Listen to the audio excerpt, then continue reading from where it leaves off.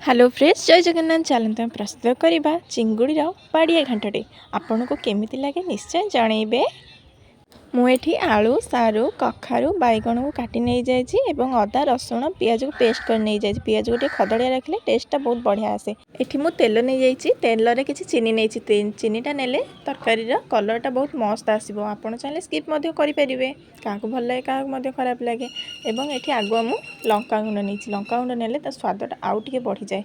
प्रथम यदि आम लंका गुंड ने आउ टे स्वादटा बढ़ी जाए। पेस्ट कर रखी जो मसलाटा ना ताकू मसलाटा से पर्यटन नाली न होई एवं तेलटा बाहर न से पर्यटन आम खड़ा ए टमाटो को देदेली। टमाटा देले आहरी तरकारी स्वादटा मस्त लगे से एबे जीरा गुंडा नहीं गली।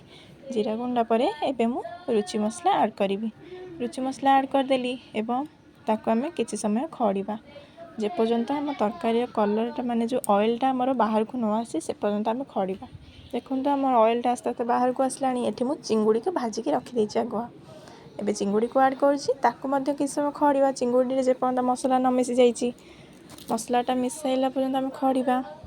एबे चिंगुटा आमर देखो आस्ते आस्ते एबे मसला रक मिसी गलानी। परिबा जो सिझे नहीं जाइए ताकू एबे मु गोटे जगह को काढ़ी दउची जो थे मुझे तरकारीटा करी। तो से सब परिवाटा काढ़ी सारा पर आपड़ चाहिए खड़ी करें। तो मो पास से सफिशिएंट टाइम नाला तो से परिवाटा को सिझेदेली। एबे जो मसलाटा खड़ी रखी से ऐड कली। एबे ताको आम भल भाव में घोटिबा। आलू सारू जो आम गोटा गोटा है से केमती मेल्ट हम आम तो घोटिले तो मेल्ट हम ना। तो से भलसे आम घोटिबा ए डंकी एबे मु से पानी दे देइछि। एबे मु ताकू नेकी एबे गैस रे बसेइबी हाई फ्लेम रे बसेइबे एवं तरकारीटा किसी समय फुटिबा पई आपण छाड़ीदेवे।